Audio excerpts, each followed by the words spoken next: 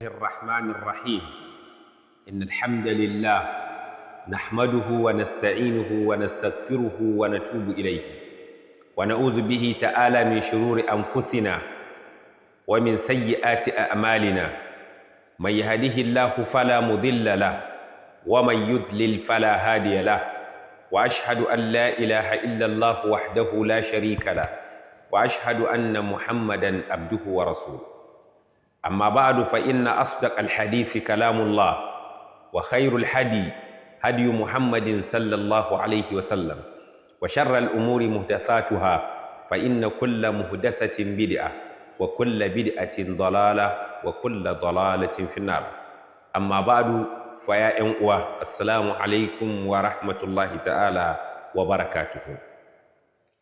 Welcome to the second lesson in this program, that is Fiqh al-Mu'amalat al-Maliyah, the Islamic commercial law. Today we are going to look at or to discuss silent features of Fiqh al-Mu'amalat, Islamic commercial law. The silent features of Islamic commercial law. As an introduction, Islamic commercial law is the legal provision regulating the dealings of people in their monetary transaction. Legal provision regulating the dealings, the treatment of people in their monetary transaction. As postulated by Abdul Jalil and Khalilur Rahman in their write-up titled Islamic Law of Contract is Getting Momentum, had enumerated 5 silent features of this law. 1. An offer. In Arabic is called ijab. 2. An acceptance, which is qabul in Arabic language. A free consent, that's number 3.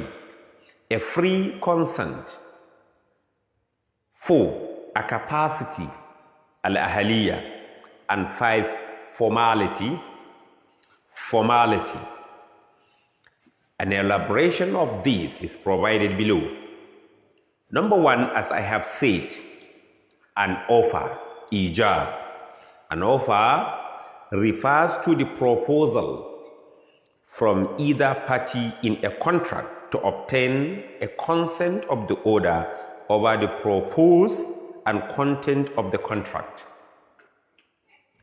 Either of the party, either the buyer or the seller, can make an offer. Offer is an act of seeking the consent of the party involved in the contract. And it is of 3 kinds. This offer, as I have said, is divided into 3, or it is of 3 types. 1, we have what we call a verbal offer. A verbal offer.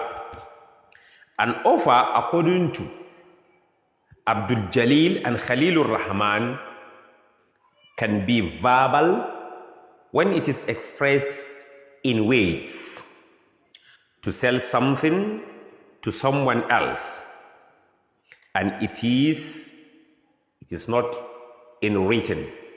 When it is being made verbally, is called a verbal offer. A verbal offer is acceptable in Islam, from which an acceptance is also verbal. A verbal offer will attract a verbal acceptance.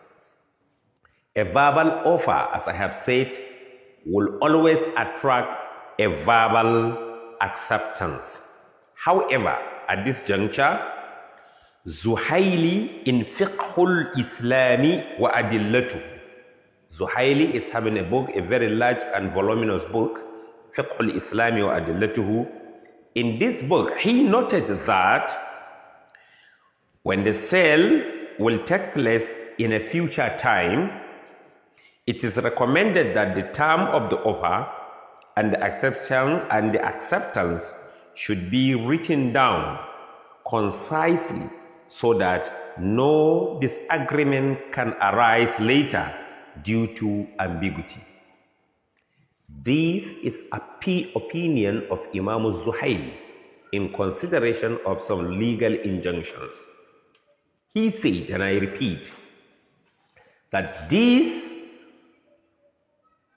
in a sale transaction, in a sale contract, he said what is most recommended and most preferable, according to Imam Zuhaili, is this offer should be written down, as well as the acceptance should also be written down.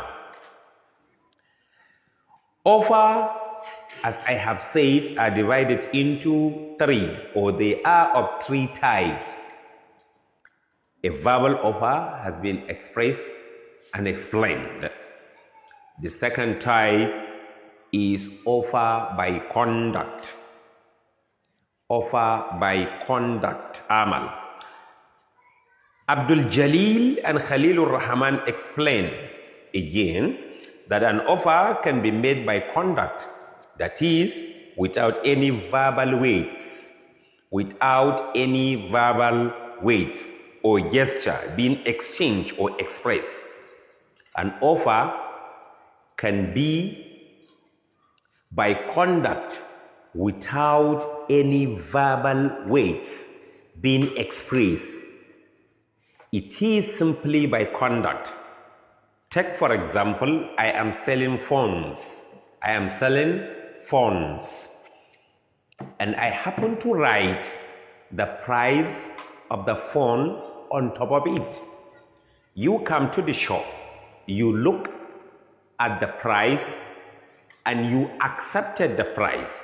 You pick the phone and you pay the money without any discussion, without any verbal interaction between the vendor and the buyer.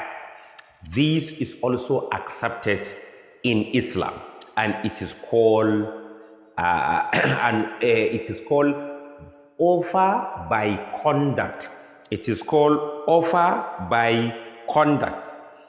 Offer and acceptance by conduct is recognized in Islamic commercial law. It is called al-mu'adat in Arabic term. The third and the last is what is known as offering in writing. That is offer by writing, al-kitaba. An offer can be made in writing or in writing to potential customer. Writing to potential customer. To As-Sabuni, it is the best way of making a contract, as the term of offer and acceptance are in writing and signed by the parties. Term of offer and acceptance are there in writing, and it is also signed by the parties. If any dispute arises later, it can be resolved by referring to the written terms of the agreement. This is what is postulated by As-Sabuni. In a nutshell, we discuss one aspect today, and in our future lessons, we are going to discuss the entire three types of offer. In summary, as we have said, the silent features of mu'amalat are 5. Number 1 is an offer, and we said offer is of 3 kinds, is of 3 types: a verbal offer, offer by conduct, and offer in writing. وعلى هذا القدر كفاية. wassalamu alaikum wa rahmatullahi ta'ala wa barakatuh.